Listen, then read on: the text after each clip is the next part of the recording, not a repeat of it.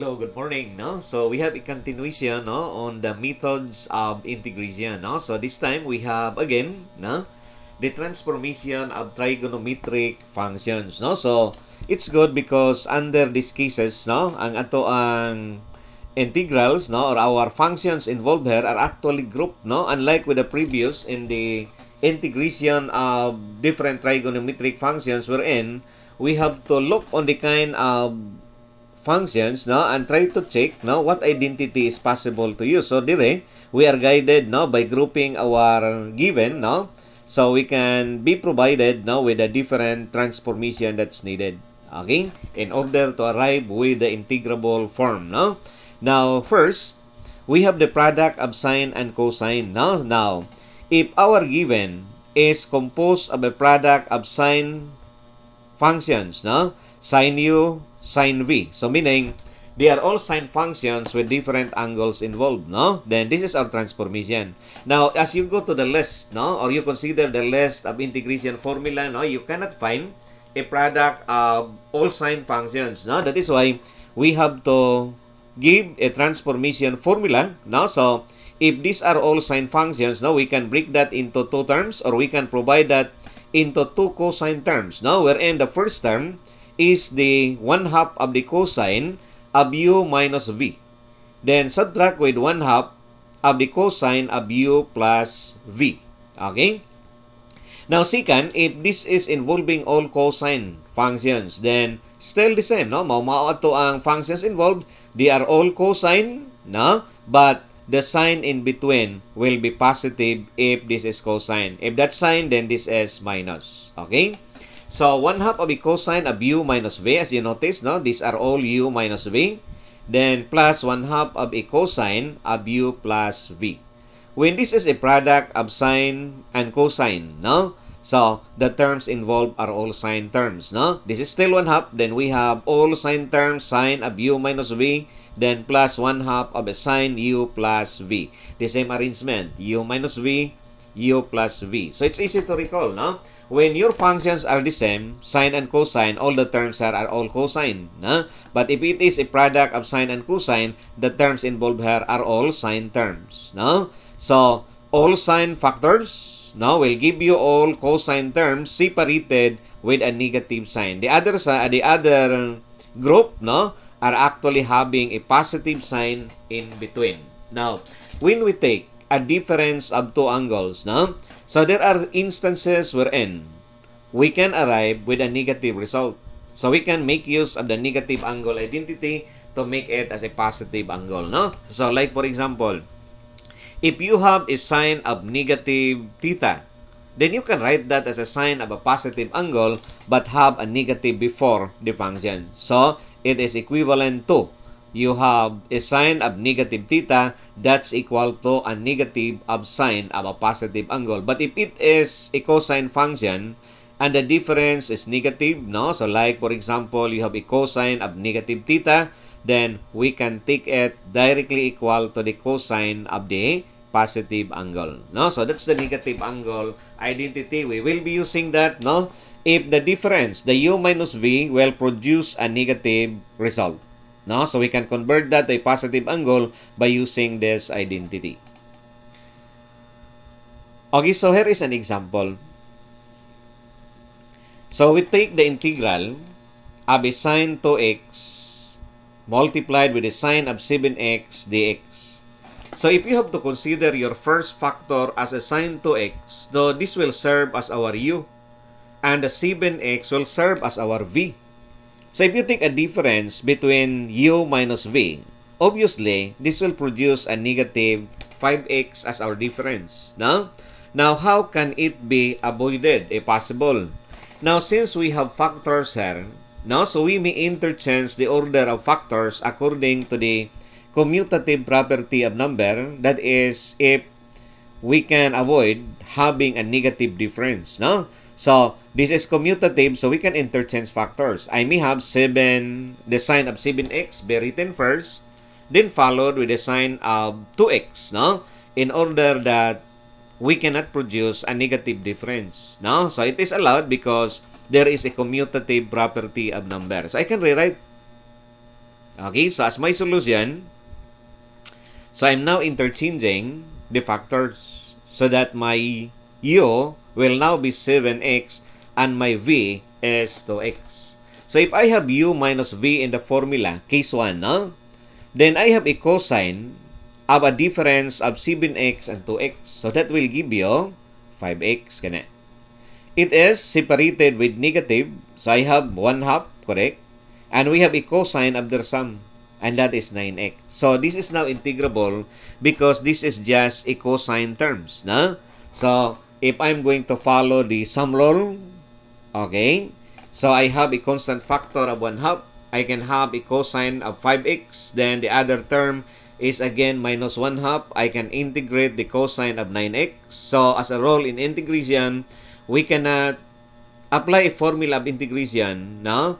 If there is no exact DO which is being provided. If it is lacking with the constant factor, we can always insert. So we have to verify what is our U and a DO form. So in the first term, my U is 5x. So my DU is 5dx. So I'll be inserting 5 and neutralize with its reciprocal, which is 1/5. Here, if my U is 9x, then my DU is 9dx, correct? So I can insert 9 here and neutralize with 1/9. No? So, as a result, okay, we have this. Actually, you can skip this one, no? And you can go with the answer if you like, no? Directly. So, my answer, what's the integral of a cosine u? Du. So, by formula, that is equal to a sine u plus c. So, we have 1/10 sine of 5x, then minus 1/10 sine of 9x, correct? Okay. So, that is our answer. No? So, there are instances wherein our given is not integrable, no?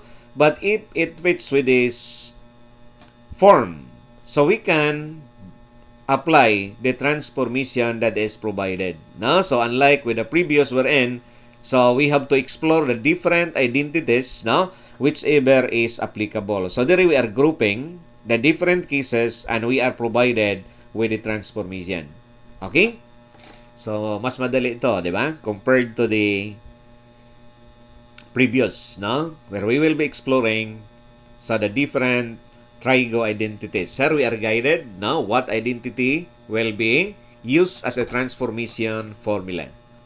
Okay, so let's take a look with a second example, no? So, we are still governed with a different transformation formulas here. Okay? So, number 2. If I have a cosine of 6x, then sine of 2x dx, I have to check with the general form. So, the first factor is cosine followed with sine. So, none here is written where the cosine comes first. So, I'll be interchanging them. No? So, in order to follow what case? Case 3. Okay, so under case 3, so I can rewrite it as the integral of a product of sine 2x multiplied with the cosine of 6x. Okay? So the first one, we try to interchange them because we try to avoid a negative difference. Pero right here, we try to interchange factors because we really want to go with the general form. No? So here, if we take the difference, so we cannot avoid anymore having a negative difference. Because if this is our u, kanin 2x, then our du is the 6x. So if I have 2x minus 6x, then there is really a negative difference, which is negative 4x. Now, don't worry with the negative because we also have a negative angle identity being provided as our guide. So, plus, okay, this is plus in the third case, correct? 1/2 sine of u plus v. So, it's their sum, 2x and 6x, so we have 8x. Now, before I have to integrate this, no, I have to make my angle in my first term be positive. Okay?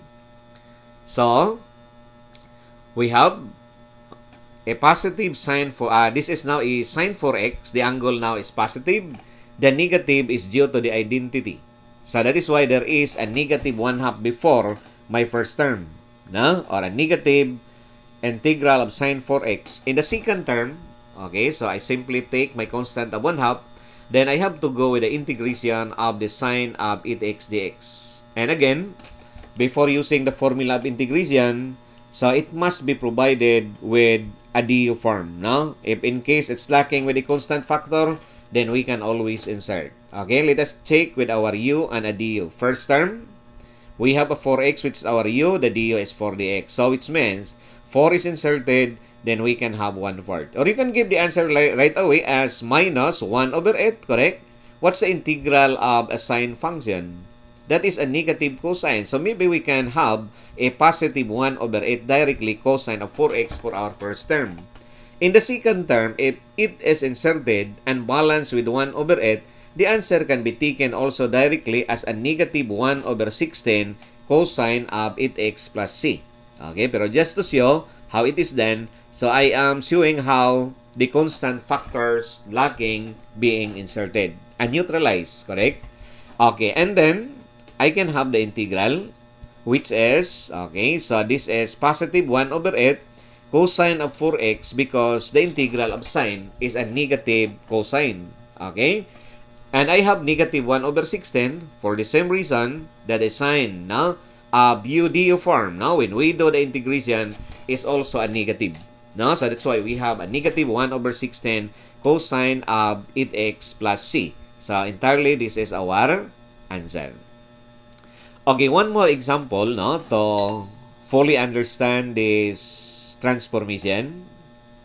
Okay, so I have a given with a constant factor of 5. So 5 as a constant can be placed before. Okay, by the way. Okay, so we have the formula which can be used as our guide. Okay, so our 5 constant is placed outside. Okay, so we have all cosine. No? And we have a transformation which will involve all cosine terms. There is u minus v. My u is the 5x plus pi over 3, correct? And my v is 3x minus pi over 6. So I may have the difference and sum. Okay, when it is subtracted, we have 2x. For my angle, I have pi over 3 plus pi over 6, correct? So that will give you what value? So that is pi over 2. Okay? Then I also have this one, their sum. So we have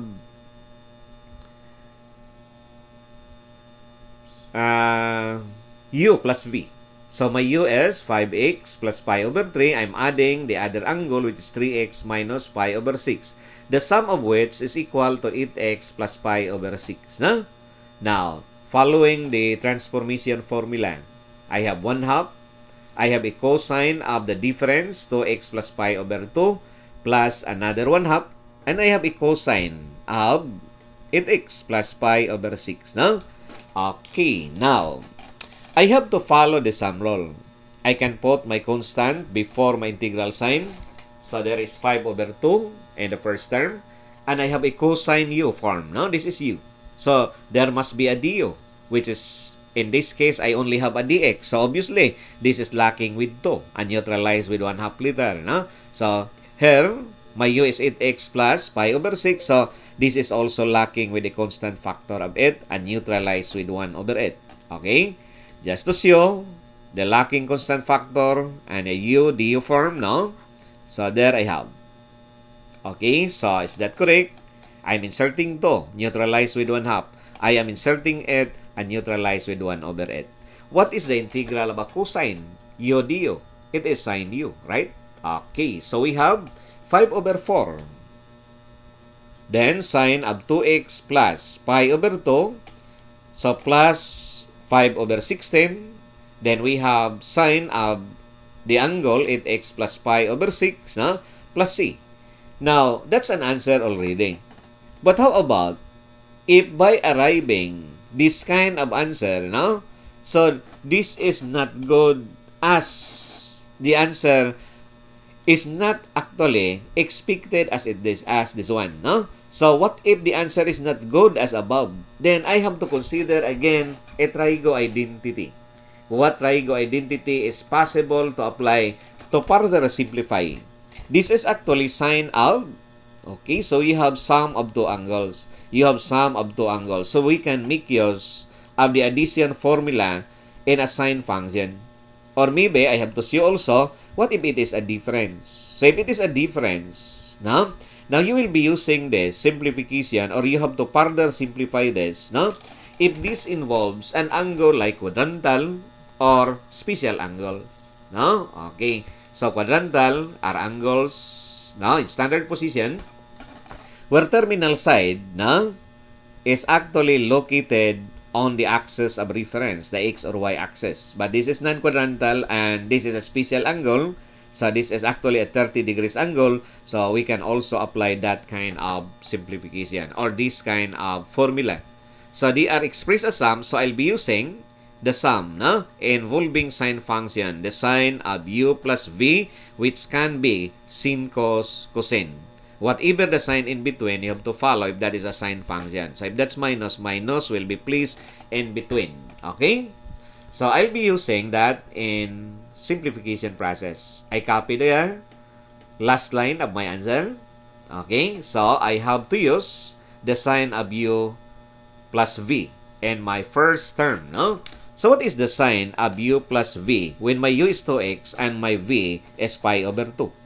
So it is actually sin, cos, cosine. Okay? So sine of 2x, cosine of pi over 2, then plus a cosine of u which is 2x, then sine of pi over 2. The cosine of 90 degrees or pi over 2 is 0. So this term is out. So this looks simpler if you write it as a cosine of 2x, because the sine of pi over 2, sine of 90 is 1. So what is left as the value of the term is only a cosine 2x instead of having this. Now I have to check with the other term. What is the sine of the sum of 8x plus pi over 6?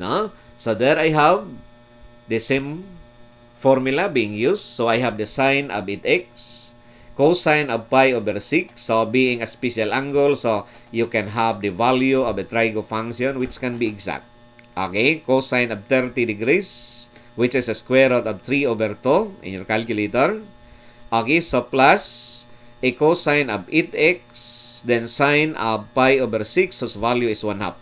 So that means, if I'm going to go back to my previous answer and replace the terms with a simplified form, then I can have this as my answer. 5 over 4, then this is entirely taken as cosine 2x, right? And I have 5 over 16, and the sine of 8x plus pi over 6 is now equal to this. So we have square root of 3 over 2, sine of 8x plus 1/2, cosine of 8x, then plus c. So if you distribute, there I have 5 square root of 3 over, by the way, this is 32, So there's something wrong here, So just put corrections. This is 32 because that is also 32 here, So this is somewhat to be corrected, I'm sorry for that, So 16 times 2 is, okay, so we have 32, then plus, okay, so just make correction on your notes, Okay, so that is our answer. So, thank you for having an error. Okay, now. So, there's a little error there. So, just make corrections on that. So, have a good day. Okay, so, bye-bye, everyone. And, hatagig chance ang akong sayop dire. Okay, so, bye-bye and good day.